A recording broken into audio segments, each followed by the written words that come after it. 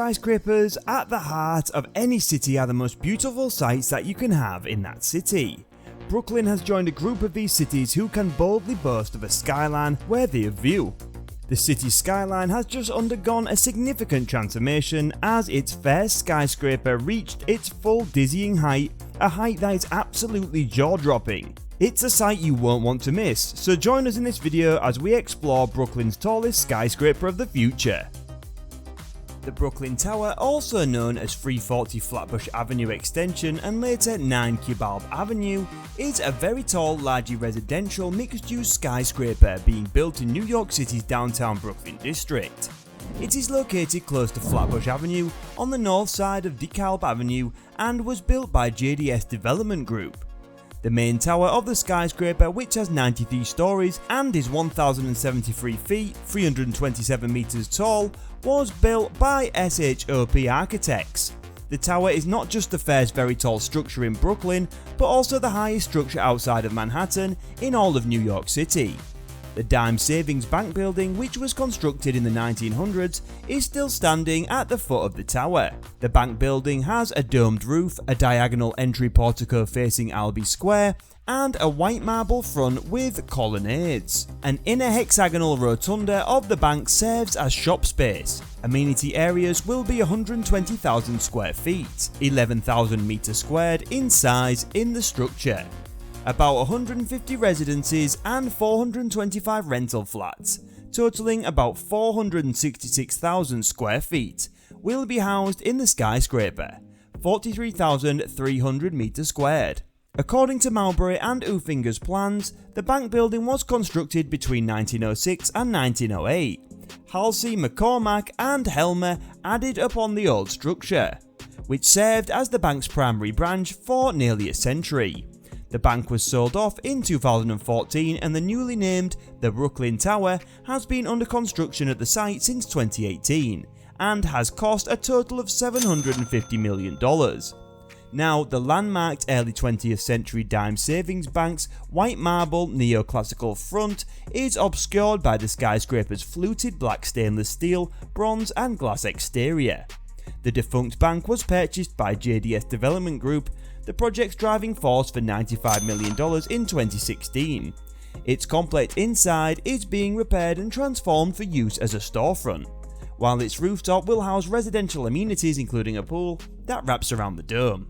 In a video chat, JDS Development Group's founder and CEO Michael Stern said, "We wanted to develop something that alters the skyline, but it's not an easy task," he said. He noted that since it was a historic structure, combined with a modern tower, we had to thread the needle on how to accomplish it appropriately and with design integrity. Since the structure occupies most of a triangle block, the development's location is similarly unevenly shaped. JDS paid $43 million for adjacent 340 Flatbush Ave. Although the 1950s Eatery Juniors is still there on one of the corners, because of this the architects chose a hexagonal layout as opposed to a rectangular one. Greg Pasquarelli, the founding partner of SHOP, remarked that they looked at the way the original architects dealt with the geometry of the site. They made use of six-sided stars and hexagons. We loved the notion that the interconnecting hexagons would ensure that you were always staring at the building's facade. A summary of the borough's history. It may be necessary for us to look back at the past, to the boroughs, in order for us to understand how far Brooklyn and New York City have come with development. New York City is made up of 5 boroughs: the Bronx, Brooklyn, Manhattan, Queens and Staten Island. The city is one of the American municipalities with several counties, since each of its boroughs is contiguous with a certain county in New York State. The counties of Queens and the Bronx are also home to the boroughs of Queens and the Bronx. The names of the other 3 counties are distinct from those of their respective boroughs. Staten Island is in Richmond County, Brooklyn is King County, and Manhattan is New York County. When New York County, including the Bronx, Kings County, a portion of Queens County and Richmond County were combined within one municipal government under a new city charter in 1898, all 5 boroughs were created. Within the newly amalgamated metropolis, all prior municipalities were abolished. Manhattan Island and the neighbouring smaller islands, which together made up New York County, were the only parts of New York City at first. In 1874 West Bronx and 1895 East Bronx, the city started annexing territory from Westchester County into New York County as it expanded northward. Although it was still a part of New York County, each borough was thereafter coterminous with a county once Bronx County was separated from New York County in 1914. The borough of Queens was formed in 1898 when Queens County western portion was combined with New York City. Following the creation of Nassau County in 1899 from the remaining eastern portion of Queens County, the borough and county of Queens became coextensive. In the American state of New York, Brooklyn is a borough of New York City that extends into Kings County. Kings County is the most populous county in the state of New York, and after New York County, the country's second most densely inhabited county, Manhattan, with 2,736,074 inhabitants in 2020. Brooklyn will also be the borough with the most people living there. Brooklyn would come in third place in terms of population in the US after Chicago and Los Angeles, if each borough were treated as a city. It is situated on the western tip of Long Island and has a land boundary with the borough of Queens, and was given its name after the Dutch community of Broekelen. Brooklyn is connected to Staten Island by the Verrazano Narrows Bridge and to the borough of Manhattan via a number of bridges and tunnels that span the East River. According to the municipal charter of Greater New York, Brooklyn was consolidated with other cities, towns and counties to form the modern city of New York, surrounding the upper New York Bay with 5 constituent boroughs on January 1st, 1898 following a protracted political campaign and public relations battle during the 1890s. However, the borough is still home to a unique culture. Ethnic enclaves are common in Brooklyn neighborhoods. Brooklyn's official motto is Eendracht maakt Macht, which translates from early modern Dutch as Unity builds strength, and is inscribed on the borough seal and flag.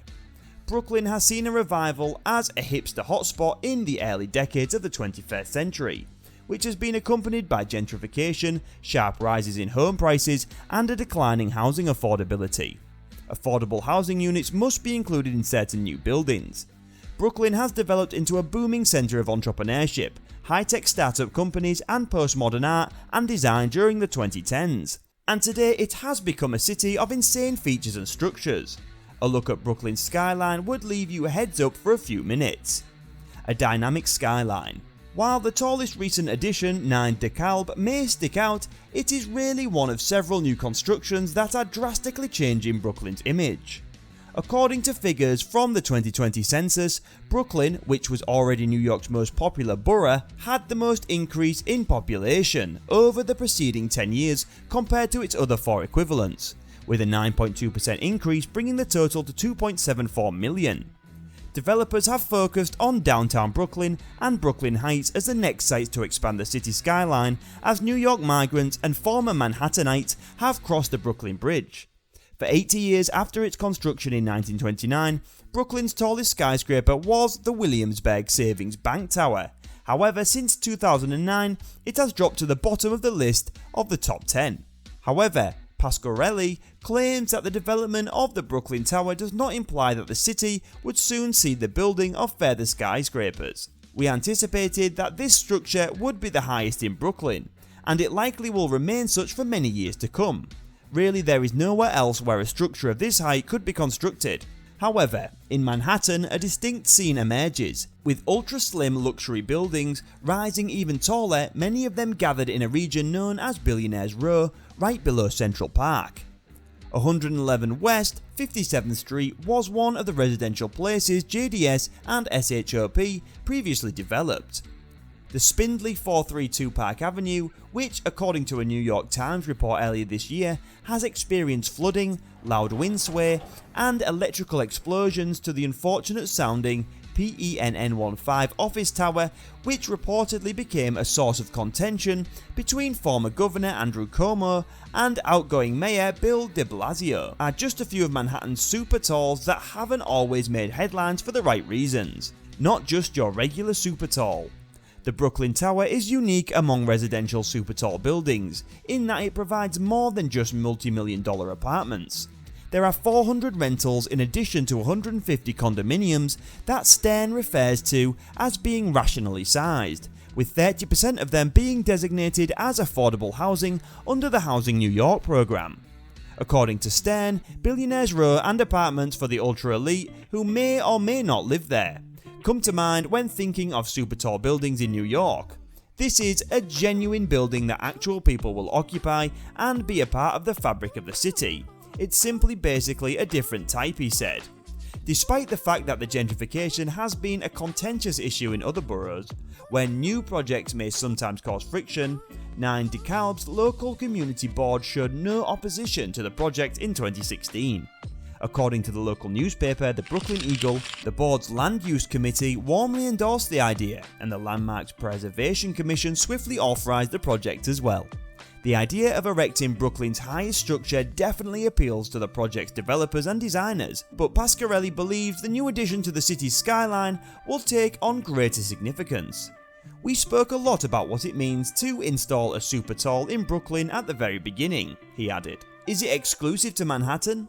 Bring Manhattan to Brooklyn perhaps? No, Brooklyn is a really amazing, dynamic and culturally diverse city. It ought to have a tower of its own. With this rate of development, Brooklyn's skyline is definitely going down in history as one of the fastest developed skylines and also as one of the most beautiful skylines ever. You can't get enough of it, I assure you. Share your thoughts with us in the comment section about this eye-watering skyline of Brooklyn City. Do you like what you just watched? Then give us a big thumbs up and ring the bell to join our notification army. We'll see you again in the next one.